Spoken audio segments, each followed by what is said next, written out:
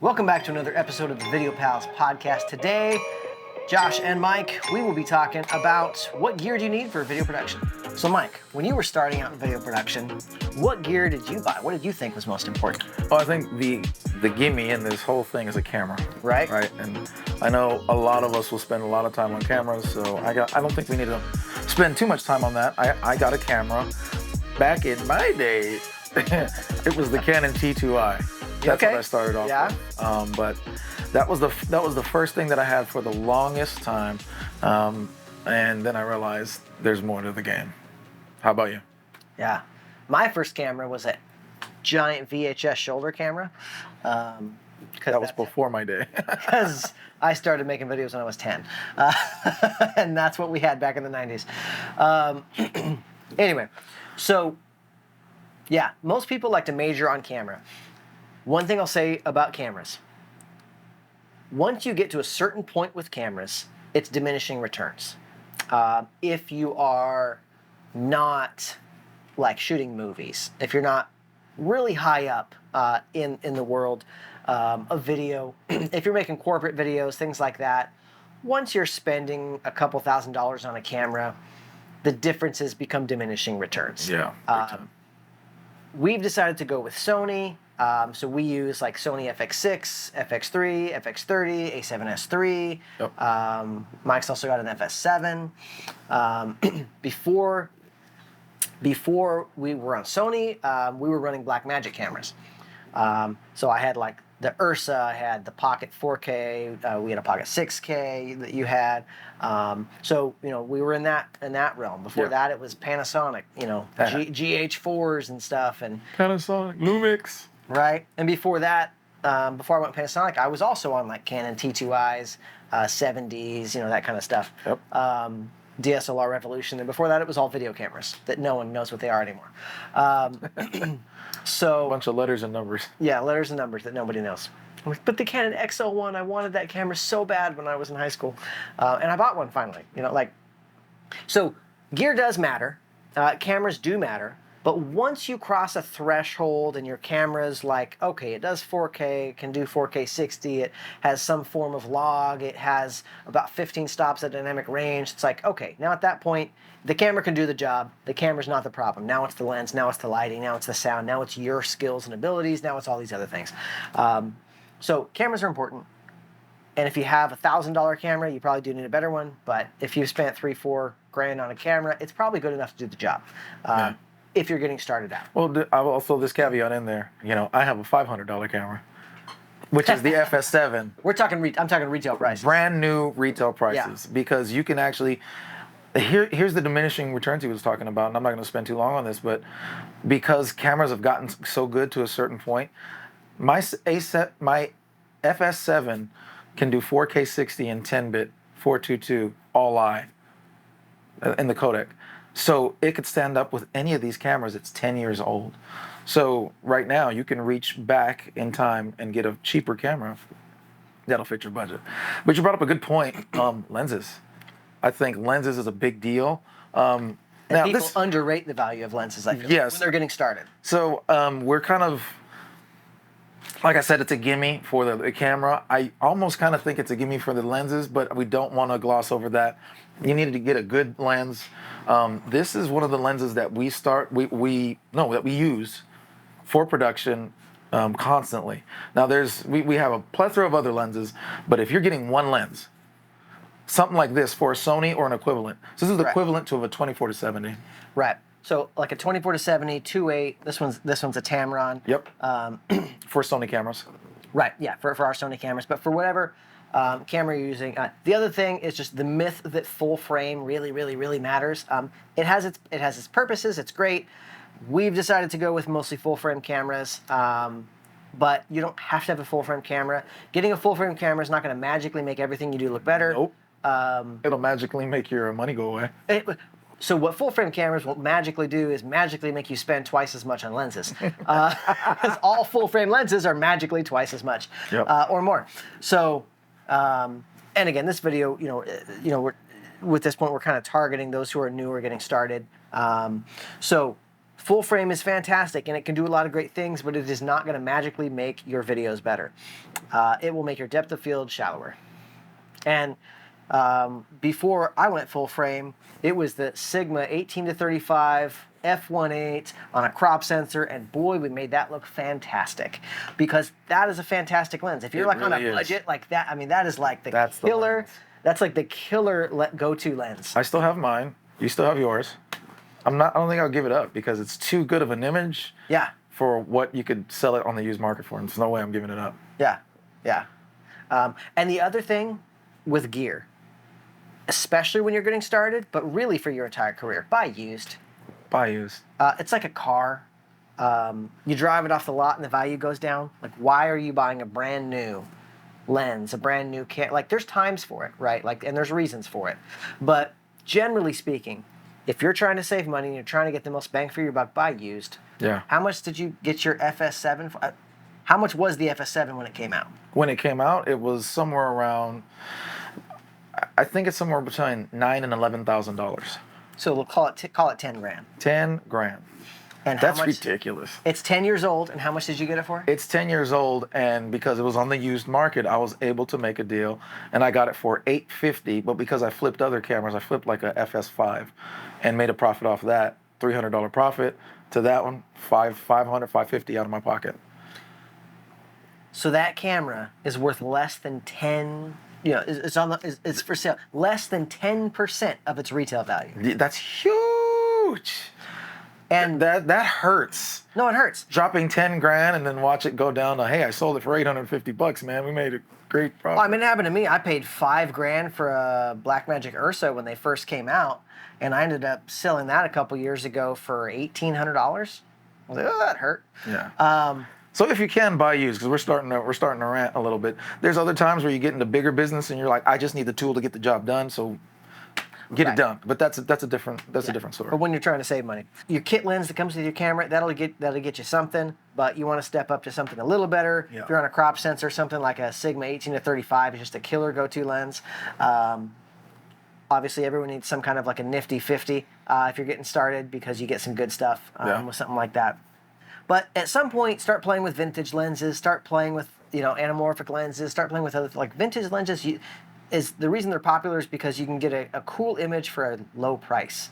You can go on eBay and spend $50, $100, and get like a really cool, fast, old vintage lens. Like I've got like a Canon FD 50-1.4 sitting here. I think I paid $50 or $60 for this on eBay.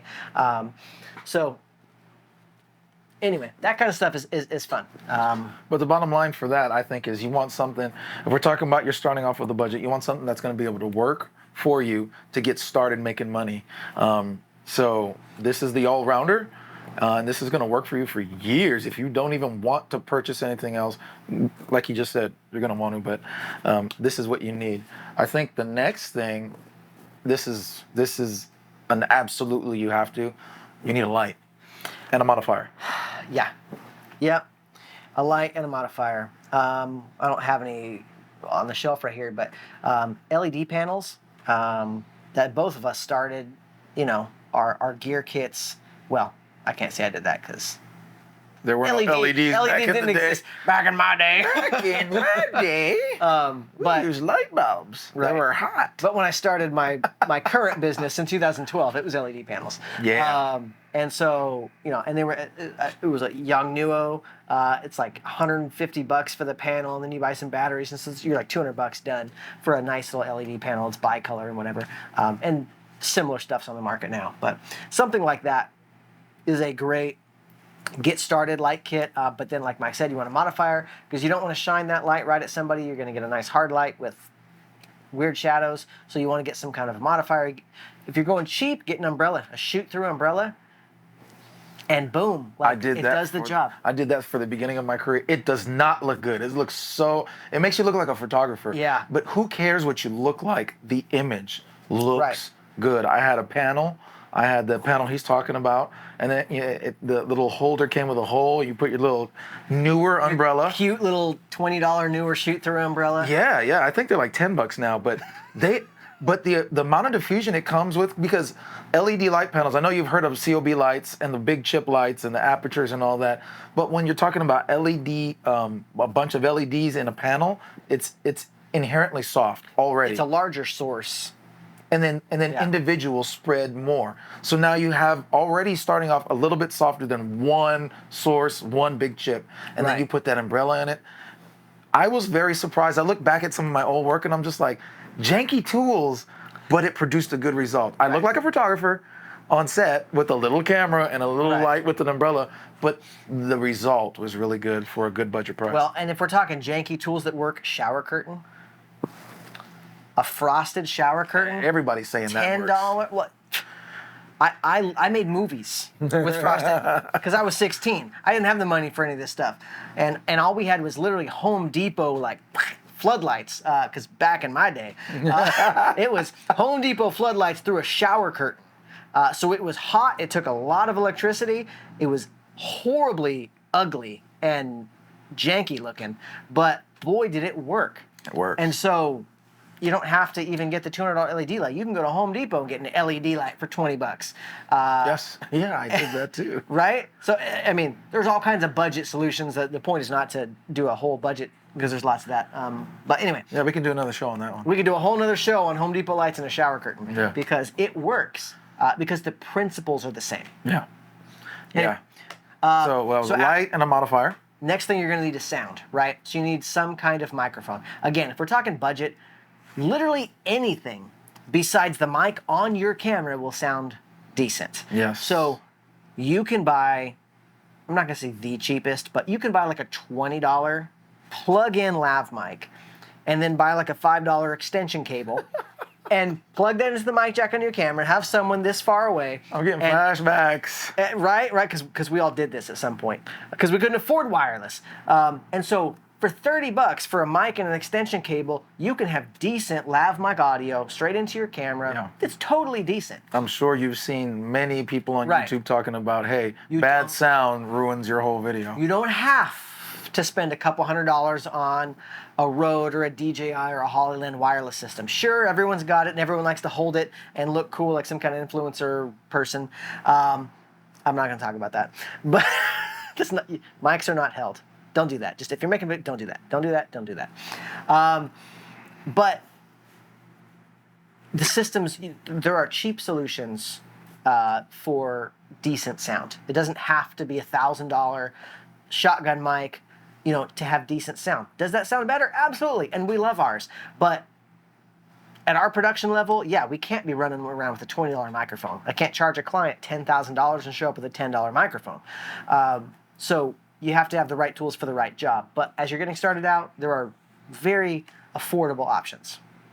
So let's You want to talk shotgun mic on camera for a second? Because I know you love that. Shotgun mics on your camera. As a matter of fact, I haven't released the video yet, but I'll release it soon. Maybe I'll release it since we're talking about it now. But the difference that a shotgun mic can make on your on-camera mic it's night and day. And I didn't believe Mike. He actually had to shoot a test and prove it to me because I was like, Yeah, like you knew there was a difference, but you didn't think the difference was that big. I didn't think it was that big. And I knew it was really big because I used to test it a lot. And so I just ran this test and you'll have this video. Like these kind of little just hot shoe shotgun mics. Cheap. Yeah. This and was like $50. And the recommendation I make in that video is, ouch. The recommendation I make in that video is, if you're doing any kind of live production, live events, you should have a shotgun mic on there because it makes a night and day difference. And honestly, literally, as close as I am to this camera right now, I can get away with the shotgun mic. Yeah. And a little bit of isolation in post, and I can get away with the shotgun mic because it's made to pick up right here and a little bit from the back end. And so a good shotgun mic, and again, budget-wise, I do my talking head YouTube videos. I'll just take that shotgun mic, extend it over, and it's right here, and it sounds incredibly good, and the only difference is, obviously the dynamics of the microphone is going to make a difference when you're using a Sennheiser 416. That's going to make a big fat difference, but the diminishing turn. We come back to the diminishing Right. I can't even say it now. Now we come back to the diminishing returns thing, and it's like I just needed to get it to sound good. And if you have a preset, Can I hear you clearly? yes. And if you have a preset in post, if you're handling post, Right. then you can, put some effects on it, make it sound good, and now you just add that preset in post Yeah. for that mic. Okay, we've talked about camera, lenses, lighting, sound. Yep. You need a tripod. You gotta hold the mic. you got to hold all this stuff, right? So you need a tripod. There it is, done. $20. I will say this, because we've kind of been, even though we didn't intend to, we kind of been talking about budget gear a little bit. Yeah. Don't cheap out on this. And what I mean by don't cheap out on this, because there have been a lot of budget companies who have made excellent tripods. What I mean by don't cheap out on this is don't go and search Amazon video tripod, because then they'll give you like a sun pack. Don't go to Walmart and buy the $25 plastic piece of crap tripod. That's on the what I shelf mean. That won't even hold your camera still. Yeah. And will fall over. There are new companies that are very innovative and made, like Small Rig has made a good tripod for, somewhere around $300, which you might think it's a lot of money, but a quality tripod used to cost like close to $1,000. And let me say this too. You can find now a lot of what I call knockoff Manfrotto tripods for like $125 that have like a decent head, was it Care, Coleman? Yes. Those are pretty solid. There's a guys. handful of these that we actually use in production for our multicam stuff. Like if we're shooting like events and things where we're not running our big camera rig. Like you cannot put an FX6 rigged out on one of these things. But if you've got like an FX3 and a lens, maybe a monitor and a light, like you can totally put it on this. So if you're running a smaller setup, you can definitely use these cheaper tripods. But anyway. So you do need a tripod. You can get like a $100 tripod, but a $25 tripod will not work. You don't have to get, a $2,500 Sackler Flow, whatever that thing is called that everyone likes to use, because it's super awesome and expensive. The Flowtech. Flowtech, that's the word. So you don't need one of those. And you can't justify the expense. We did a whole nother video about pricing, so watch that before you go buy gear. Make sure that the price for your gear makes sense for the... Yeah. Okay. So stabilization in general. You've also got gimbals. So that's a good question. I was going to say, do you need a gimbal? Do you need a gimbal? Now, this is where we get into the weeds a little bit, but what are you doing? What are you doing? Yeah. If you're doing weddings, you're probably going to want a gimbal. If you're doing live production, you're probably going to want a gimbal. If you're doing corporate videos, which is really hot right now to get into the market, buy an FX3 and go do corporate videos and jump on, Production Hub or something like that. Yeah. You don't need a gimbal. You really don't. You don't need a gimbal. If the job requires it, then rent one, Now, if you're a little higher up on the tiers and you're working for an agency or you're working with another production company, they're going to request a gimbal. Like it's interviews and B-roll. We want the gimbal, the lights, the tripod, the sound kit. Like that's what they're going to be asking for. But if you're still kind of freelancing, you're solo, you're kind of trying to build this thing from the ground level up, a gimbal is not a must-have. It's cool, and everyone knows it's great, and you can watch plenty of videos on why it's great, but it's not a must-have because there are other ways to move the camera. You can pan and tilt on the tripod. You can do movements on the tripod. Yeah. You can get a monopod. You can, get what do they call it? The shoot sack. I don't use it. The Cine Saddle, but they literally have a company now that's called SAC. Okay, That's cheaper. Yeah. But you can get all these, or you can just learn handheld techniques. With modern cameras that have like 5 stops of stabilization now. Yeah. So you can shoot. Get away with that. You can shoot handheld. You can, there are other ways to move the camera besides. And I did say weddings earlier, but there are some wedding guys that we've seen who they just strap it like they look like a photographer. Oh, yeah, a lot of them do not use gimbals. A lot of yeah. If you're on the so we'll just say that if you're starting out and you want to make money, weddings, like that's the obvious way to. 100%. That's the obvious way to make money. People are always getting married, and they need somebody. Brides are always looking for the new cheap videographer. They just are. Shots fired. As someone who's shot weddings for over 20 years, I can say that, and I know it's true on both ends of the spectrum. Anyway, So yeah, that's a great place to make money if you don't know what else to do with your life. There's always money in weddings. Always money in weddings, sort of. Digression. Back to gear. What else is essential, Mike? We've got cameras, we've got tripod, we've got lights, we've got sound. So you need a way to transport your gear. Cases. Cases. You could get away with bags. Some of these new bags are. We just got a bag for the FX6. We got it on the B&H sale. Subscribe to the B&H alerts for that stuff. I'll just pop in here and again insert that Home Depot solution. If you guys follow Justin Porter, yeah. he found so Justin Porter found a great Home Depot bag. It's just a Home Depot tool bag, but it's like the size of one of these like $200 doctor bags for film, and you can hold like a fully rigged out camera and other stuff in there. Anyways, it's just like I think it's a DeWalt. Well, I will say this though. Yeah, it's black and yellow, so it's the DeWalt I think is what 160. But you can get cheaper ones. You can go to Harbor Freight and buy a cheaper bag. Like Yeah, well, those don't have any padding though. The DeWalt, and this is why he's putting it out there, because most bags are going to cost you $300-400. So a DeWalt's $160, I think. I'm just guessing, but I mean, because I've looked at it before. This doctor bag that we got it on sale for $100. That's what I'm saying. Subscribe to the B&H thing, because regularly it's $200. But you can, if you're using an FX3. Or an FX30 or something small, mirrorless camera, and you're not using an FX6, you can put your whole kit in there. Oh yeah. You can put your whole kit in the size of a doctor bag. I mean, this doctor bag is bigger than some of my Pelican cases. Yeah, and if you only got it if you caught the deal and got it for $100, or you get the DeWalt bag for like $160 or so, you're good.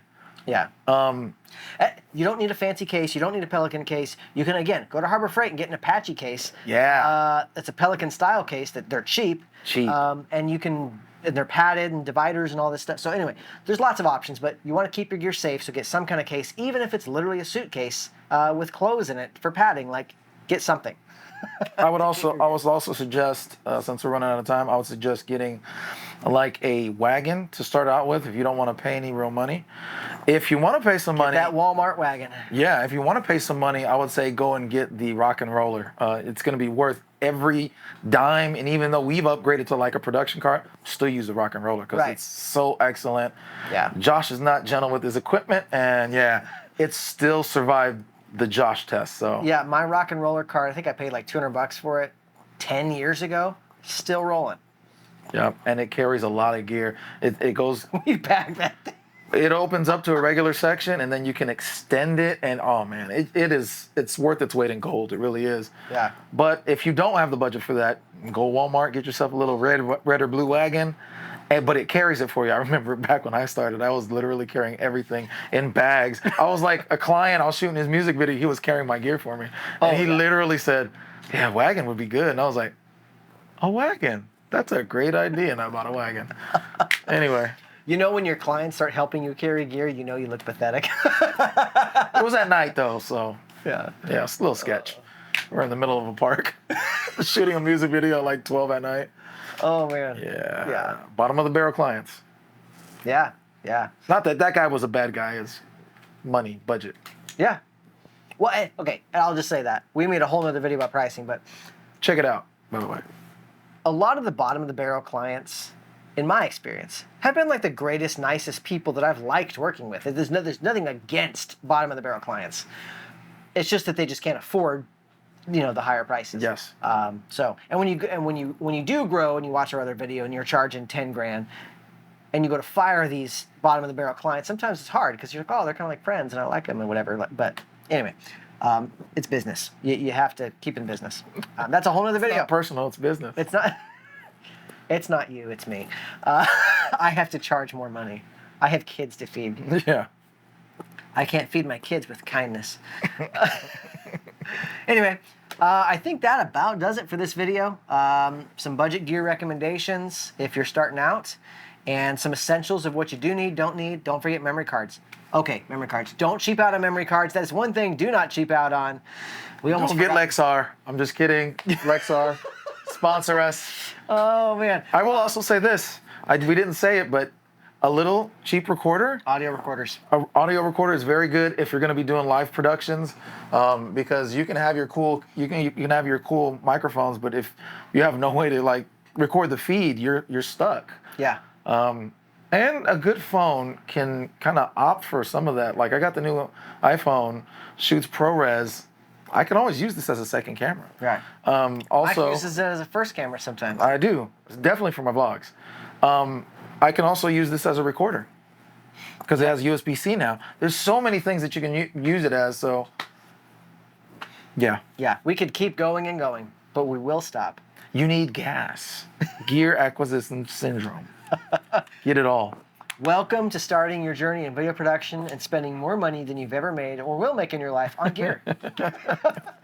And you will gladly pay it. Because you need that gear. You need it. You just have to convince your wife or your girlfriend that that gear is important. That's right. And then you can make these videos everyone's making of, I showed my wife how much money I spent on gear and she lost her mind. Yeah. Oh yeah, because that's a thing. I won't be making any of those videos. Neither will I. But my wife does know how much I spend on gear. And that'll do it for this episode. If you like it, comment and subscribe to somebody else who's cooler than us. Or you can subscribe to us too, because we're also cool. And I'm sure you like this video, so just subscribe. Just there's a button, just hit it. And that'll get you tuned in for the next one.